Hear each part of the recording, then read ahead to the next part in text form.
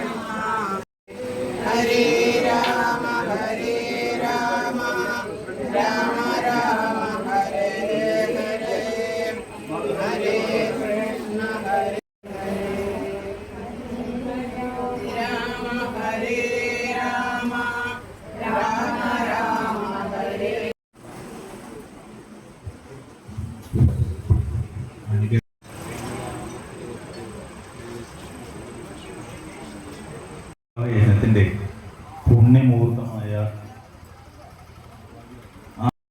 ഇപ്പോൾ ഈ ക്ഷേത്രം പണിതിരിക്കുന്ന ഊട്ടുശാലയുടെ അപ്പുറത്താണ്. അവിടെയാണ് ഞാൻ ജനിച്ചതും 25 വയസ്സുവരെ ജീവിച്ചതും. അന്നൊക്കെ ഈ കാരൂർ ക്ഷേത്രം പറയാൻ പറ്റാത്ത ഒരു നിലയിലായിരുന്നു. പലർക്കും അറിയില്ല ഇങ്ങനൊരു ക്ഷേത്രമുള്ള വിവരം തന്നെ. തീരെ അവശനായ ഒരു തിരുമേനി, വാമനൻ തിരുമേനി, അദ്ദേഹത്തിന് കണ്ണ് കാണില്ല ശരിക്കും.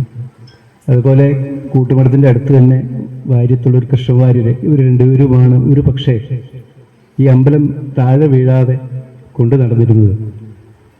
അവരെ ഓർക്കാതെ ഈ അമ്പലത്തിൽ വരിക എനിക്ക് പറ്റില്ല, കാരണം എനിക്കത്ര അറിയാം. അതുകൊണ്ടാണ്. നാട്ടുകാരുടെ സഹകരണം ഒന്നും കാര്യമായിട്ടില്ല. അന്നൊന്നും ഈ രീതിയിലുള്ളൊരു ചിന്തയേ ഇല്ല.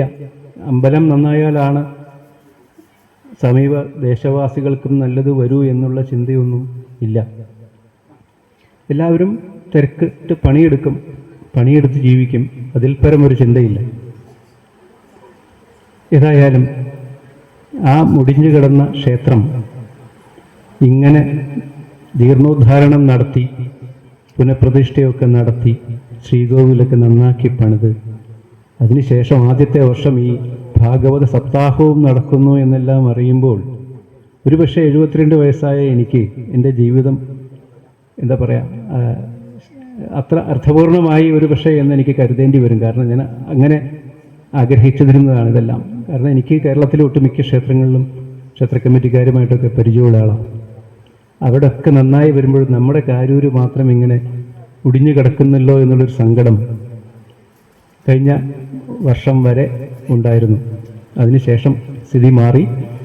എന്നിരുന്നാലും കാരൂർ കൃഷ്ണനെ പറ്റി ദിവസവും ഓർക്കാതെ എനിക്ക് ജീവിക്കാൻ പറ്റില്ല. കാരണം ദുഃഖം അല്ലെങ്കിൽ എന്തെങ്കിലും ഒരു വിഷമം പിടിച്ച അപകട സന്ധികളിലെല്ലാം എന്നെ സഹായിച്ചിട്ടുള്ളത് ഈ കൃഷ്ണനാണ്. ഞാനിപ്പോൾ കാലടിയിലാണ് താമസിക്കുന്നത്. അവിടെയും കൃഷ്ണൻ തന്നെയാണ് എൻ്റെ അടുത്ത്.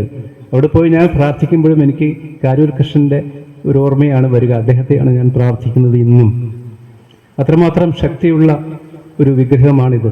എല്ലാം തികഞ്ഞ ഒരു കൃഷ്ണക്ഷേത്രമാണിത്. ഈ കുളവും ആലും ഉപനയനം കഴിഞ്ഞ ആലാണെന്നും കൂടി ഓർക്കണം. അത്രമാത്രം ശ്രേഷ്ഠമാണ് ഈ സ്ഥലം. അങ്ങനെയുള്ള ഈ അമ്പലം നന്നായി വരുന്നതിലുള്ള ഒരു നല്ല വിചാരം എനിക്ക് കിട്ടിയിട്ടുണ്ട്. നന്നായി വരട്ടെ, എല്ലാം നന്നാവട്ടെ. ഇനിയുള്ള വർഷങ്ങളിലും എല്ലാം ഈ സപ്താഹം പൂർവാധികം ഭംഗിയായി നന്നായി തന്നെ നടക്കാൻ ഇടവരട്ടെ. കൃഷ്ണൻ എന്തായാലും എല്ലാവരെയും അനുഗ്രഹിക്കും എന്നുള്ള കാര്യത്തിൽ യാതൊരു സംശയവുമില്ല. നിർബന്ധമായും കൃഷ്ണനെ വിടാതെ പിടിച്ചുകൊള്ളുക. കാരൂർ കൃഷ്ണനെ, എല്ലാം നടക്കും. ഹരേ ഹരേ രാമ ഹരേ രാമ രാമ രാമ ഹരേ ഹരേ, ഹരേ കൃഷ്ണ കൃഷ്ണ കൃഷ്ണ ഹരേ ഹരേ.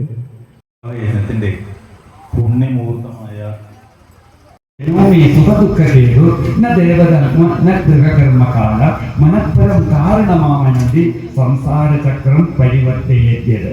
നമ്മളെ ചുറ്റിക്കുന്നത് ഈ ഗ്രഹങ്ങളൊന്നും അല്ലെന്നാണ് പറയുന്നത്. സ്വജനങ്ങളല്ല, ഒരു ബന്ധുക്കളുമല്ല, നമ്മളുടെ മനസ്സാണ് പ്രശ്നം.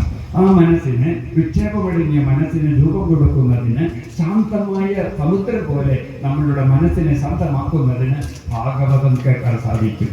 അതിന് ഏറ്റവും ആദ്യമായിട്ട് ചെയ്യേണ്ടത് വിഷ്ണു സഹസ്രനാമം മുതലാണ്.